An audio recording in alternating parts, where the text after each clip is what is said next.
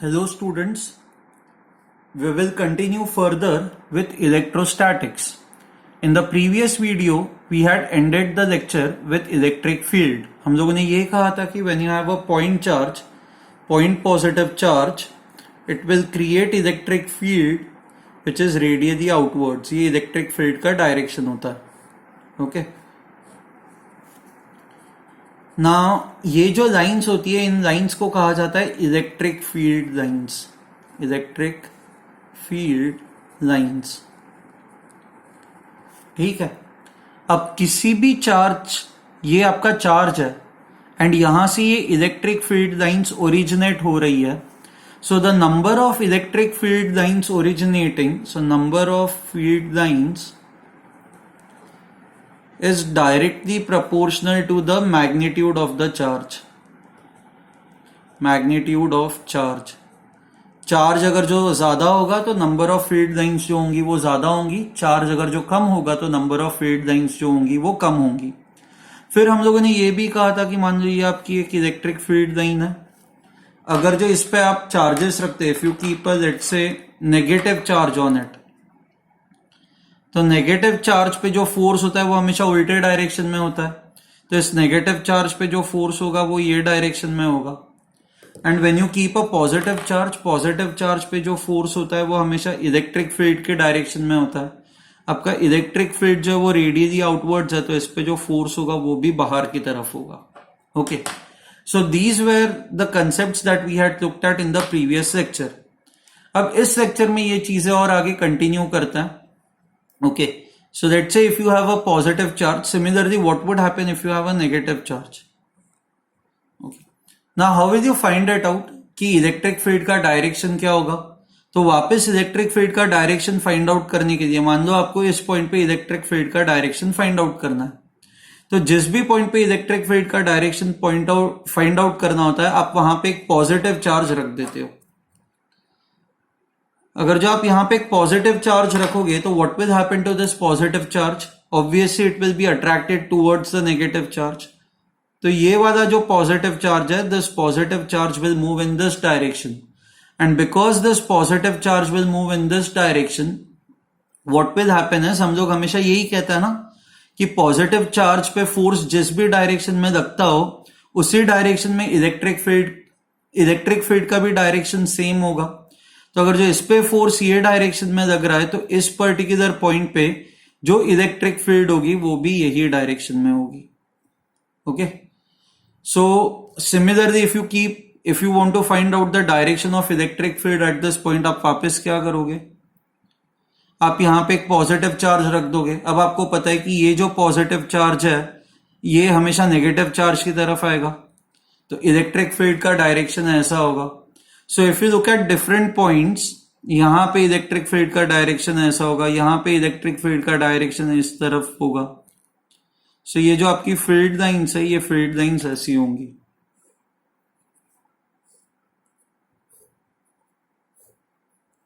If you compare this with this, pattern is exactly same. The only difference is the direction of the arrows. Positive charge के case में arrows जो होते हैं वो बाहर की तरफ पॉइंट करते हैं क्योंकि इलेक्ट्रिक फील्ड ये बाहर की तरफ होती है. नेगेटिव चार्जेस के केस में जो एरोस होते हैं वो नेगेटिव चार्ज की तरफ पॉइंट करता है क्योंकि जो इलेक्ट्रिक फील्ड होती है वो नेगेटिव चार्ज की तरफ होती है. ओके, ना ये जो इलेक्ट्रिक फील्ड है दोनों ही केसेस में फॉर्मूला जो होता है वो यही होता है 1/4πε Q1 नहीं Q by r². ये इलेक्ट्रिक फील्ड का फॉर्मूला होता है. सो कोई भी point charge, this is applicable for point charge. So कोई भी पॉइंट चार्ज अपने आसपास कितनी इलेक्ट्रिक फील्ड प्रोड्यूस करता है, it is given by this formula. You can see that 3 things are important. यहाँ पे मीडियम इज इंपॉर्टेंट क्योंकि जैसे जैसे मीडियम चेंज होगा इसकी वैल्यू चेंज होगी. इलेक्ट्रिक फील्ड की वैल्यू मैग्नीट्यूड पे भी डिपेंड करती है. And electric field is inversely proportional to r². Okay, inversely proportional to the distance square. ठीक है. सिमिलरली हम लोगों ने ग्रेविटेशनल फील्ड निकाली थी. ग्रेविटेशनल फील्ड हम लोग ऐसे ही कहते हैं ना, small g which is equal to constant into mass divided by r². So you can see that there is a similarity in these two formulae. Okay. बहुत सारे हम लोग ऐसे फॉर्मुलेस देखेंगे जहां पे आपको रियलाइज होगा कि there is a similarity between gravitation and electrostatics. And ये सिमिलैरिटी बस इसलिए आ रही है क्योंकि gravitational force is also inversely proportional to r square. Electrostatic force is also inversely proportional to r square. Fine. So I hope you have understood electric field lines due to positive charge. इनका direction कैसा होता है. Electric field lines due to negative charge, इनका direction कैसा होता है. Okay. अब मान लो कि अगर जो दो चार्जेस रखे हुए हैं, let me draw a line over here. Okay. Now you have two positive charges. This is Q1, this is Q2. And यहां पे किसी तो एक पॉइंट पे, लेट्स से इस पॉइंट का यहां से जो डिस्टेंस है दैट इज R1 एंड इस पॉइंट का यहां से जो डिस्टेंस है दैट इज R2. एंड ये let me call this point as point P. तो आपको पॉइंट P पे इलेक्ट्रिक फील्ड फाइंड आउट करनी है. To find electric field at point P. Now, how will you find out electric field at point P? So, आप पहले तो हर एक individual charge के वजह से पॉइंट P पे इलेक्ट्रिक फील्ड फाइंड आउट करोगे एंड फिर वेक्टोरियली उसका रिजल्टेंट फाइंड आउट करोगे. Now, ये दोनों चार्जेस पॉजिटिव है, तो इसके वजह से इस पॉइंट पे इलेक्ट्रिक फील्ड कौन से डायरेक्शन में होगी हमें पता है. Due to positive charge electric field is always outwards. So due to this positive charge, electric field at this point will be in this direction. Let me call this as E1. Okay. Now let's find out the value of E1. E1 would be equal to 1 upon 4 pi epsilon Q1 divided by R1 square. Similarly, due to Q2, इस point पे electric field कौन से direction में होगी. Due to Q2 इस point पे, because it is a positive charge, यहां पे electric field will be away from the positive charge. तो ये डायरेक्शन में इलेक्ट्रिक फील्ड होगी दैट इज E2.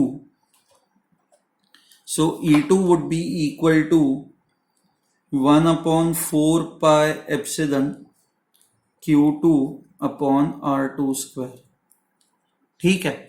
नाउ अब आपको डिसाइड करना है, बिकॉज electric field is a vector, directions आपको डिसाइड करने की पॉजिटिव कौन सा नेगेटिव कौन सा. तो अगर जो आप ये डायरेक्शन पॉजिटिव मानते हो तो ये उल्टा डायरेक्शन जो होगा वो नेगेटिव होगा. This would be the negative direction. So your resultant electric field will be equal to E1 minus E2. Okay. And it will be equal to, क्योंकि ये दोनों अपोजिट डायरेक्शंस में आप माइनस करोगे, 1 upon 4 pi epsilon Q1 upon R1 square minus 1 upon 4 pi epsilon Q2 upon R2 square. Okay. आप ऐसा भी कर सकते थे, मतलब either you could have done this, या फिर दूसरा तरीका ऐसा है कि E is equal to resultant of E1 plus E2. E1 की जो वैल्यू है that will be equal to 1 upon 4 pi epsilon Q1 by R1 square.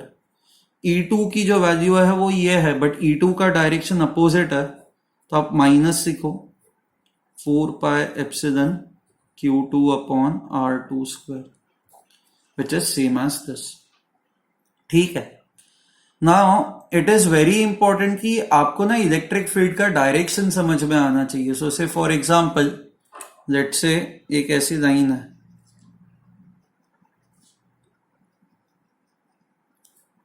Okay. इस पे दो चार्जेस रखता है, a positive charge over here and a negative charge over here. Now let's try to find out. Let's say positive charge is 1, negative charge is Q2. Okay. So अब 3 points consider करते हैं, point A, point B, point C. And second case में let's consider 2 positive charges, 1, 2. यहां पे भी 3 points consider करते हैं, A, B, C. Okay, now सबसे पहले यहां पे at point A first case लेता है. पॉइंट ए पे इलेक्ट्रिक फील्ड का डायरेक्शन क्या होगा? Due to this positive charge point A पे जो इलेक्ट्रिक फील्ड का डायरेक्शन है वो ये तरफ होगा, E1, that is away from positive charge. And due to this negative charge point A पे इलेक्ट्रिक फील्ड का डायरेक्शन क्या होता है? नेगेटिव चार्ज के वजह से electric field is always towards the negative charge. तो पॉइंट ए पे इलेक्ट्रिक फील्ड का जो डायरेक्शन होगा that will be towards the negative charge. तो ये E2. तो यहां पे वापस जो आपका रिजल्टेंट होगा that will B E1 minus E2. आप सब्सट्रैक्ट करोगे. Okay, so E resultant is simply equal to E1 minus E2. So if I just need the value of this, I'll write it this way. अच्छा, point B पे electric field due to this charge 1 would be in which direction? Point B पे electric field due to this charge, it will be away from the charge. तो ये E1 ये direction में होगा. And similarly due to negative charge यहां पे electric field will be towards the negative charge. तो E2 ये डायरेक्शन में होगा. यू कैन सी दैट ये दोनों वेक्टर सेम डायरेक्शन में पॉइंट कर रहे हैं. तो आप इनको क्या करोगे? Your resultant electric field will always be E1 plus E2, which means ये plus this can never be zero, right? क्योंकि ये दोनों वेक्टर सेम डायरेक्शन में है तो ये कैंसल आउट करेंगे ही नहीं.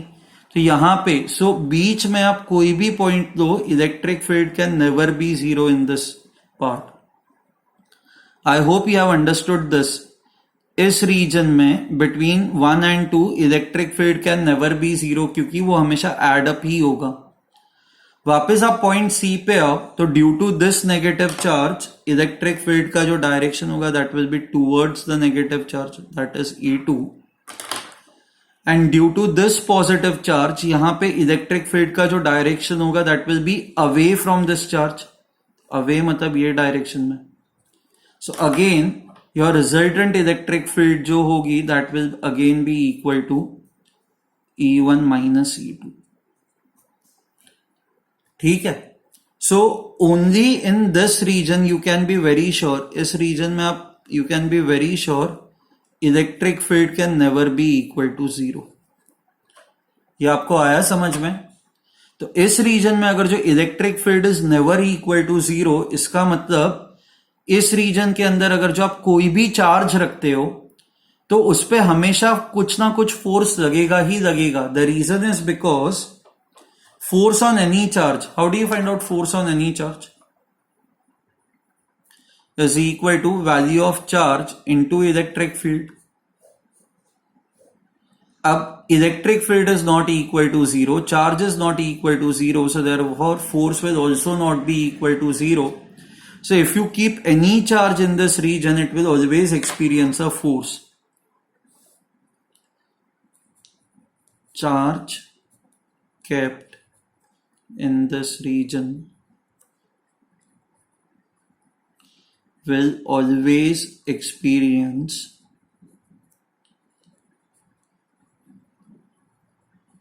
a force. ठीक है. अब वो फोर्स कौन से डायरेक्शन में होगा? आपको पता है आपकी रिजल्टेंट इलेक्ट्रिक फील्ड तो हमेशा ये डायरेक्शन में, इन दोनों के बीच में. तो अगर जो पॉजिटिव चार्ज होगा तो पॉजिटिव चार्ज पे फोर्स हमेशा इलेक्ट्रिक फील्ड के डायरेक्शन में ही होता है, तो पॉजिटिव चार्ज पे फोर्स ये डायरेक्शन में होगा. एंड अगर जो बीच में आप यहाँ पे नेगेटिव चार्ज रखोगे तो नेगेटिव चार्ज पे फोर्स जो होता है हमेशा इलेक्ट्रिक फील्ड के अपोजिट डायरेक्शन में लगता है, तो नेगेटिव चार्ज पे फोर्स ये डायरेक्शन में लगेगा. I hope this is very clear to you. इसमें आपको कोई भी डाउट नहीं है. ठीक है. ओके. यहां पे या फिर यहां पे बिकॉज आप दोनों इलेक्ट्रिक फील्ड्स को सब्सट्रैक्ट कर रहे हो, there is a possibility that electric field can be equal to zero.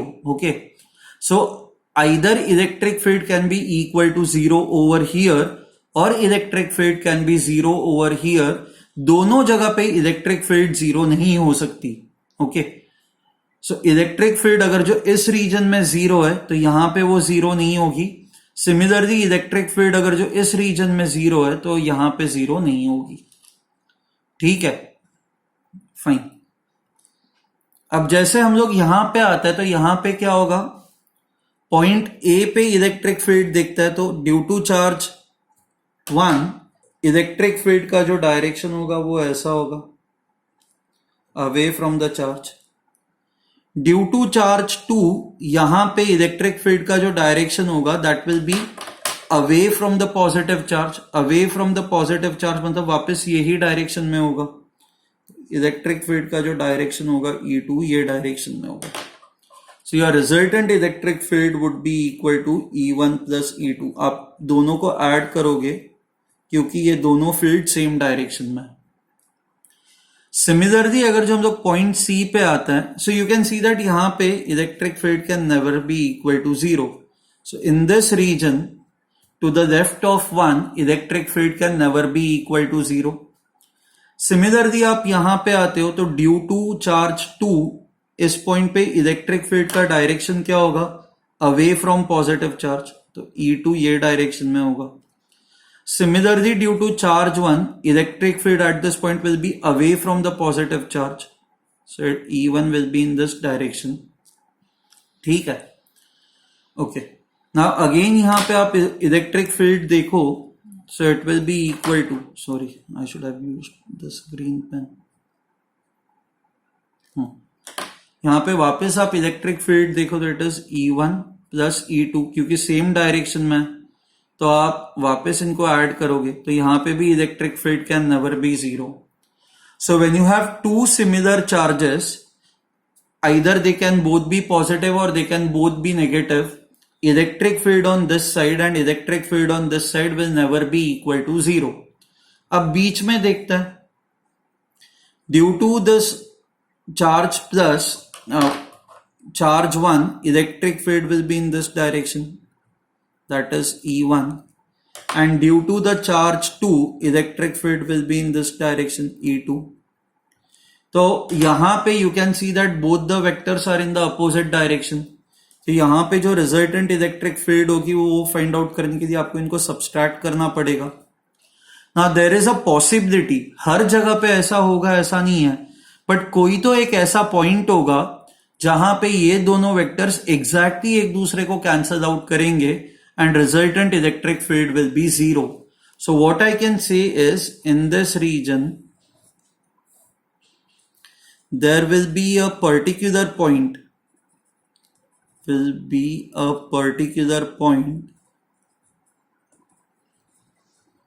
such that the magnitude of electric fields, that is E1 is equal to E2, and जहां पे भी E1 will be equal to E2, your resultant electric field would be zero. Okay, now जहां पे resultant electric field zero होगी तो वहां पे अगर जो आप कोई एक चार्ज रखते हो, let's say if you keep any charge over there, let's say if you keep a charge over here Q, so force on this charge would be equal to Q into E resultant, which will be equal to zero. तो जहां पे भी electric field zero होगी वहां पे force zero होगा, so that point will represent equilibrium point. So equilibrium point is the point at which net force is zero, and that is possible when your net electric field is also equal to zero.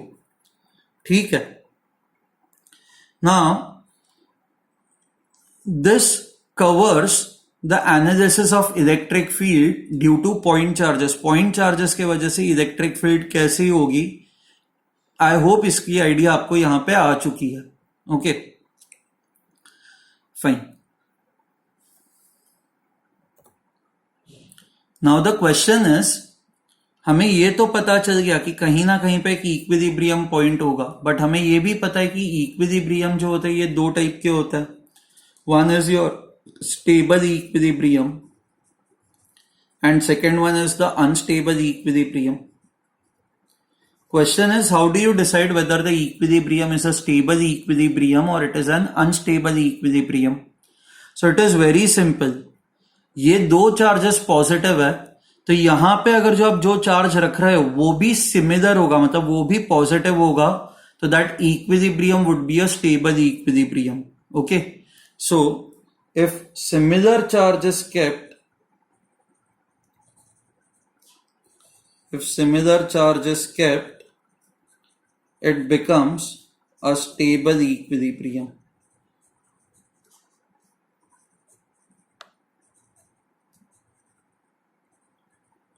ठीक है. And if opposite charge is kept, charge is kept, it will be unstable equilibrium. So stable और unstable equilibrium का difference तो आपको पता ही है. मान लो यहां पे ये पॉजिटिव चार्ज ही है, ये दोनों भी पॉजिटिव है एंड ये भी पॉजिटिव है, तो इसको आप अगर जो थोड़ा सा डिस्प्लेस करोगे तो बिकॉज ये भी पॉजिटिव है, ये दोनों भी पॉजिटिव है, तो ये स्टेबल इक्विलिब्रियम होगा. स्टेबल इक्विलिब्रियम होगा मतलब इसको थोड़ा सा ये साइड पे शिफ्ट करो, it will again come back to its original position. But अगर जो ये नेगेटिव चार्ज है तो जो इक्विलिब्रियम होगा वो अनस्टेबल होगा, क्योंकि it has opposite charge as compare to these two. तो उस केस में अगर जो आप इसको एक डायरेक्शन में शिफ्ट करोगे तो ये कंटिन्यूसली इस डायरेक्शन में जाता जाएगा. ठीक है, फाइन. ओके, आपको यही याद रखना है कि electric field is a vector. So if electric field is a vector, so मान लो तीन चार्जेस है और तीन चार्जेस के वजह से आपको net electric field find out करनी है, तो आपको रिजल्टेंट वेक्टर बस फाइंड आउट करना है. सो से फॉर एग्जांपल,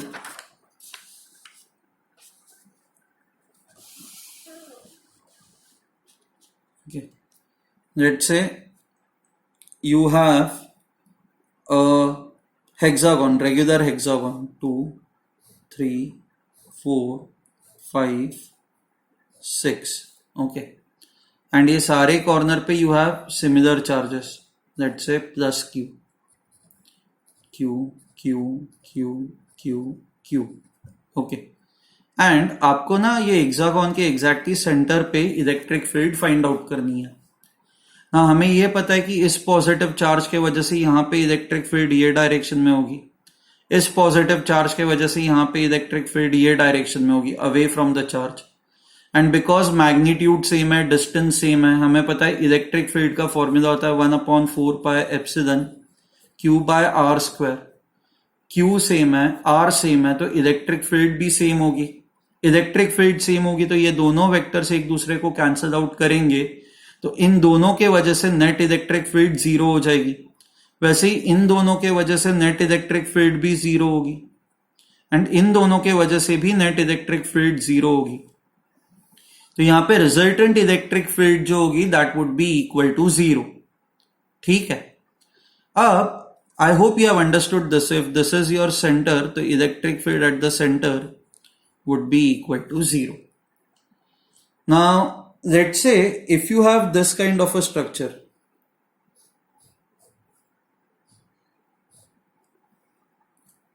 ठीक है, and 6 के जगह पे we have only 5 charges, 2, 3, 4, 5, only 5 charges, and आपको सेंटर पे इलेक्ट्रिक फील्ड फाइंड आउट करनी है.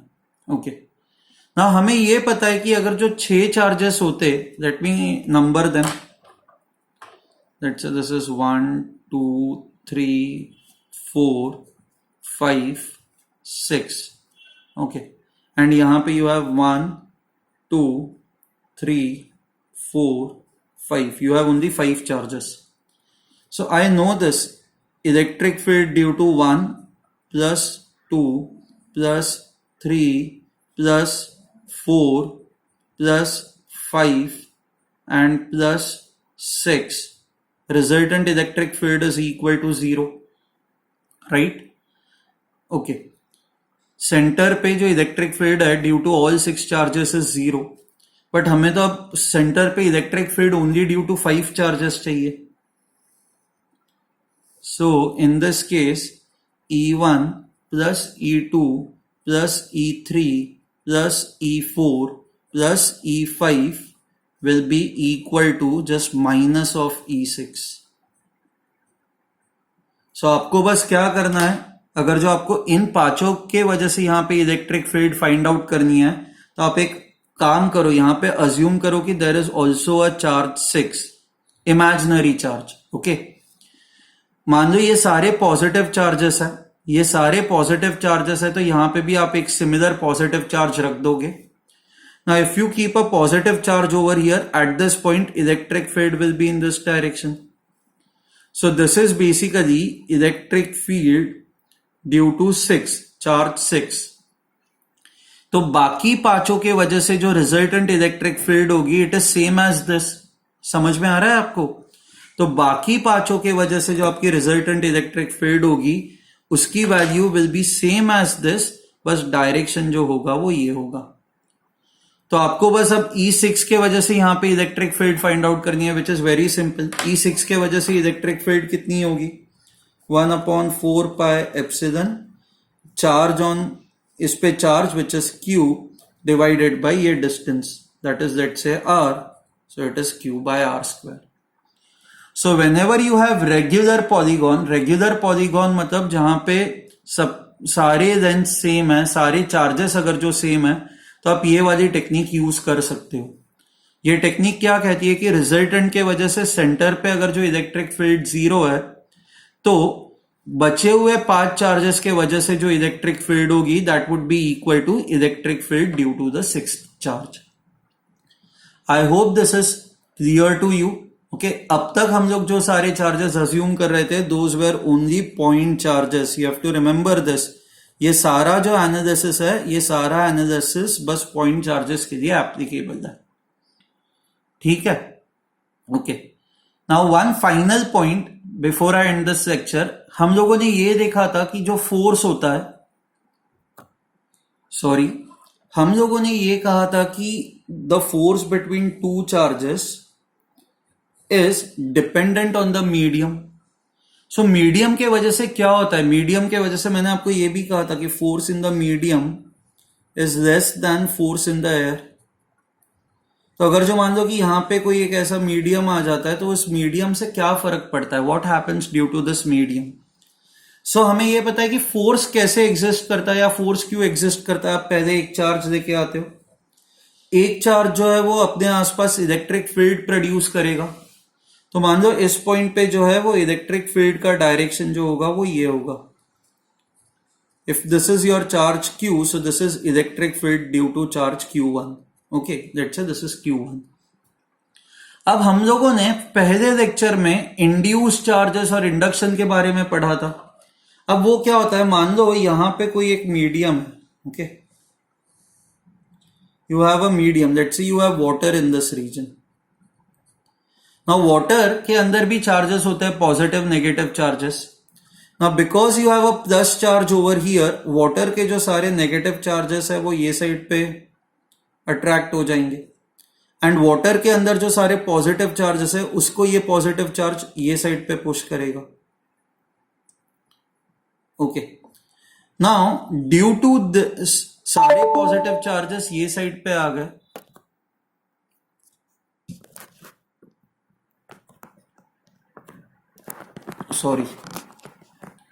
सारे पॉजिटिव चार्जेस ये साइड पे आ गए, सारे जो नेगेटिव चार्जेस है आपके ये साइड पे आ गए. इलेक्ट्रिक फील्ड का डायरेक्शन क्या होता है? हमें पता है कि इलेक्ट्रिक फील्ड का डायरेक्शन किसी भी जगह पे it is always away from the positive charge and towards the negative charge. So मान लो कि आप ये रीजन ले देते हो, तो यहां पे इलेक्ट्रिक फील्ड का जो डायरेक्शन है it will be towards the negative charge. Okay, so now this is the electric field due to polarization of water. Electric field due to polarization of water or polarization of medium. Okay, and so what is happening over here is आपकी original electric field due to this positive charge was in this direction. But electric field due to polarization is in this direction. Let me call this as EP। ये दोनों एक दूसरे के opposite direction में ना, तो आपकी रिजल्टेंट इलेक्ट्रिक फील्ड क्या हो जाएगी, EQ1 minus EP।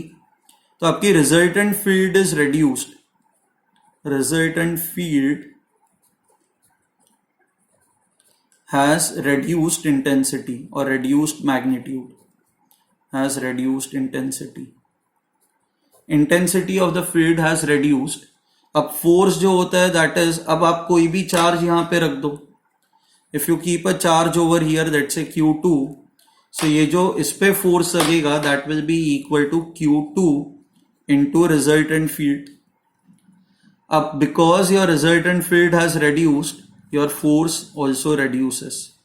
So that is why we say that force in the medium is less as compared to the force in the air.